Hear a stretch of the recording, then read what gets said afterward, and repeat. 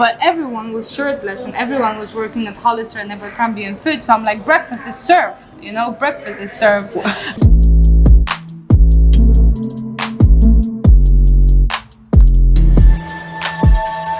Hello my friends, welcome back to my channel. So today I have beautiful Denisa. Why are you smiling? I have beautiful Denisa here. Denisa, did I pronounce it properly? Yeah, Denisa. Yeah, Denisa. Okay, so I have beautiful Denisa here. She has agreed to come and give us the tea about what it's like dating in Dubai. Oh my god, I'm so excited to hear. The tea is gonna be spilled. Okay, it's gonna be all over the place. I'm so excited, like I cannot wait.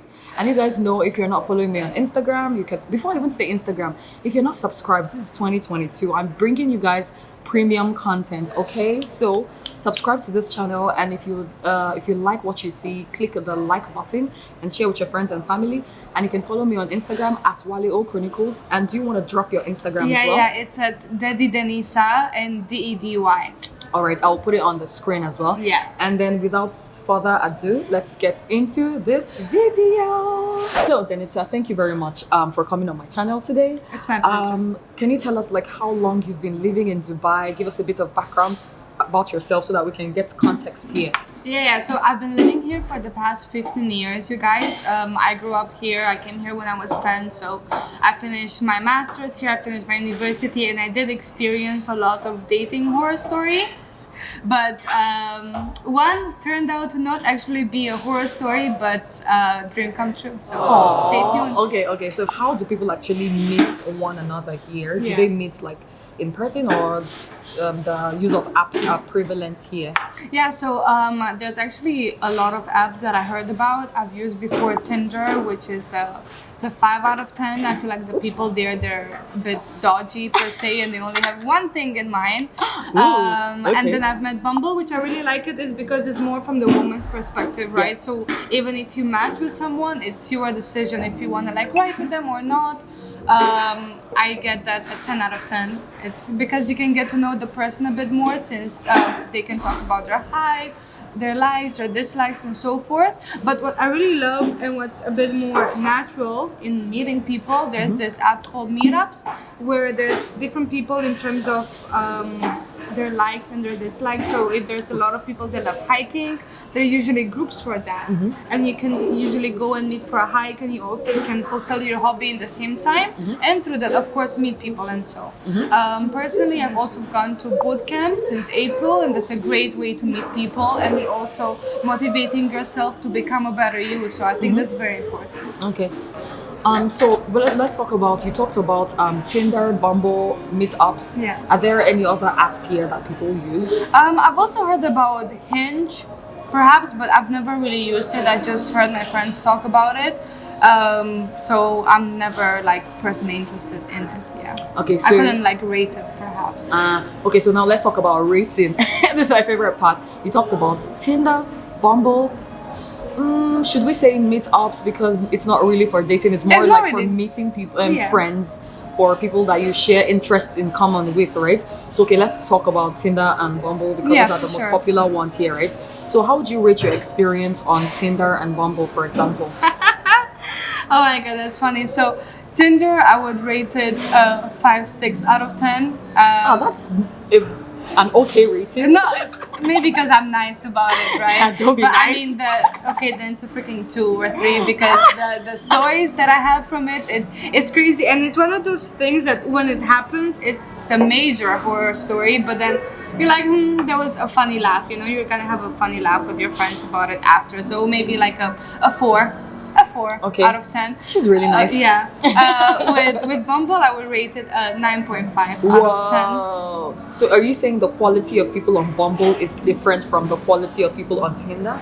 I think it's a bit different, because it also has a lot more sections that you need to fill in regarding yourself. And what I really like is that as a woman, you're in control. You don't have all these creeps just writing to you the same story over and over again, trying to come up with their cheesy pickup lines, which they can just throw in the trash, So even if you match with the person, it's your choice if you want to write to them or not. And I do find that the class of men that are on Bumble, it's a bit higher than on Tinder.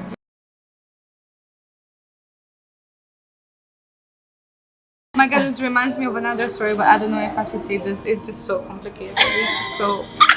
And there was even on a dating app that was just I met the person in the club, right? And it was nice to say, okay, we're gonna go out and everything, but then I ended up getting phone calls from a number in Egypt.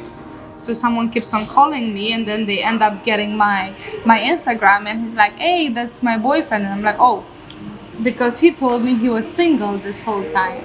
And she said, oh, you know, you whatever, you can do what you want, you can take him. And I'm sorry, I don't need your man, I don't want your man, I am content how I feel, thank you very much for letting me know. I'm sorry, I didn't know, absolutely had no idea, right? And then I told him about it. I said, how can you do this to her, especially that she's far away and so you cannot just do this with someone's feelings. But how did she find out that you guys like they had, on Instagram? We took a picture together and their iCloud was merged somehow. I didn't know you can do that. Their iCloud was merged, and then apparently you can see when you add a new contact as well. I have no idea.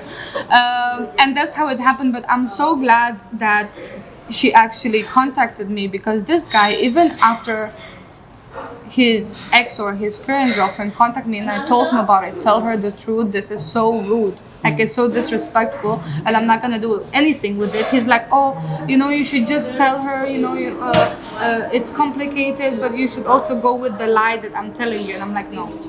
Like, this is where girls, you just support girls. Like, absolutely not. You're a maniac, you're a liar. Like, absolutely not, you're not gonna do that.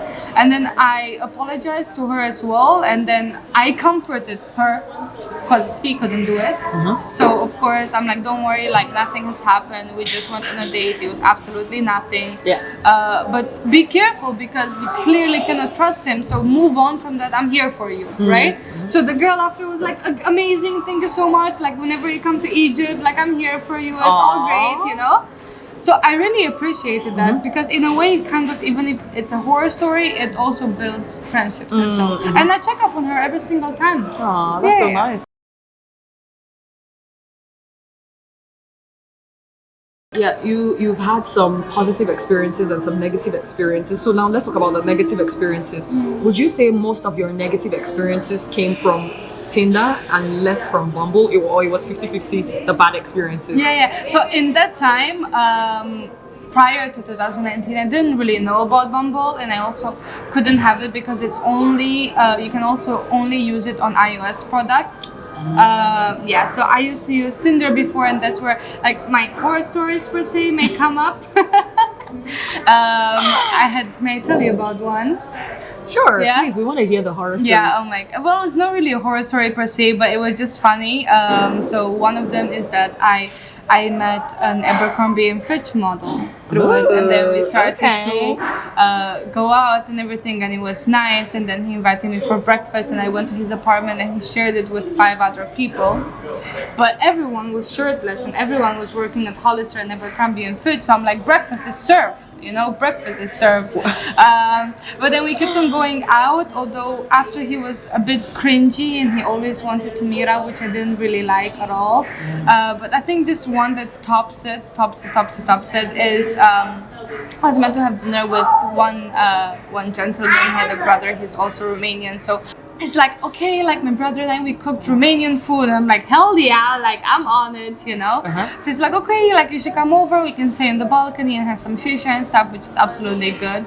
So I went there, and then after 30 minutes the guy disappears. He just disappears. Like his brother is calling him, he doesn't answer. I'm like, hey, are you okay? Doesn't answer. I end up chilling with his brother, we're having the time of our life. I'm having my food and everything, and then I'm like, man, this is getting so weird. I end up calling my friend. I'm like, can you please just come and pick me up, like, you know? And I'm like, hey, sorry, I have an emergency, I need to go. Thanks for the food though, I hope your brother is okay, it was a pleasure. Bye. Wait, so you were supposed to be on a date with him, but then ended up spending time with his brother instead. And then did he get back to you on why he disappeared or anything? No, he didn't. I just blocked him after that. Oh, okay. He didn't. Like no time. Apparently he went back because his ex was asking him if he can. So like his ex asked him on the exact date that you were there. Exactly. I don't get it.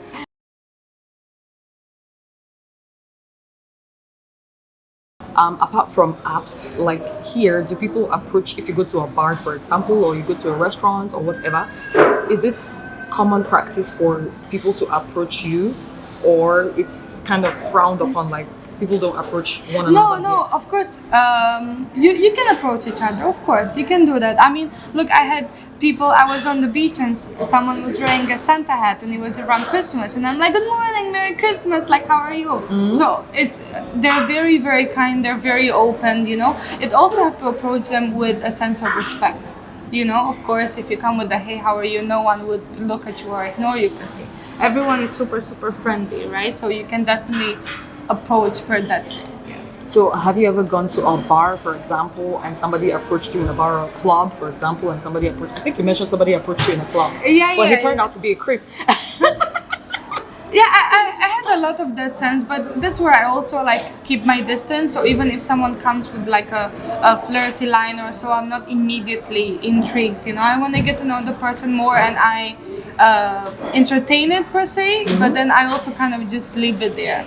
You know, so it just depends as well. Also with that connection that you have with the person, if you can actually have a conversation with them, or if they just have different interests than you per se. You know.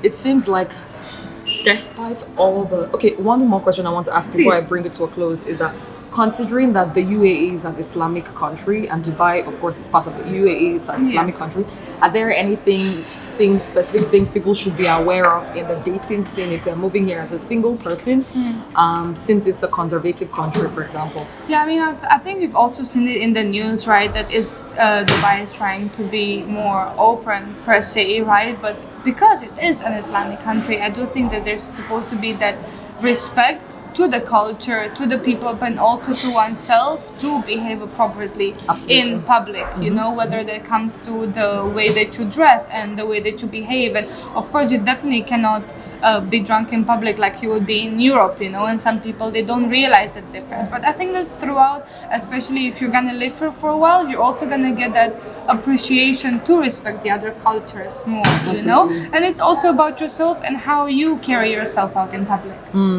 I love that. So in a nutshell, you have used different dating apps in Dubai and you've had a positive experience. So it is possible to meet reasonable, lovely, wonderful people that are not just creeps or douchebags in Dubai. That's the bottom line of this whole experience. Of course. But also, before we sugarcoat it and make it seem all rosy, you also mentioned to me that you had been single for 5 years before finally meeting. Yeah. So it really takes time. Like, even though there's a lot of trash in online dating in Dubai, just like everywhere else, it takes time to actually meet someone that you connect with. I don't think that it takes time to meet the person. I think for me personally, it was a personal growth, right? So I was busy with my university. I wanted to become a better person, whether that's emotional stability or to just grow. So I wasn't actively looking. Yes, I was going on dates and so, but I wasn't actively looking to be in a relationship. I was more focused on myself. And I feel that when you're focusing on yourself, you're attracting the right energy. So I was at a point in time when I met my now fiance where everything was properly right. You know, I was accomplishing my master's. I was in the right mindset.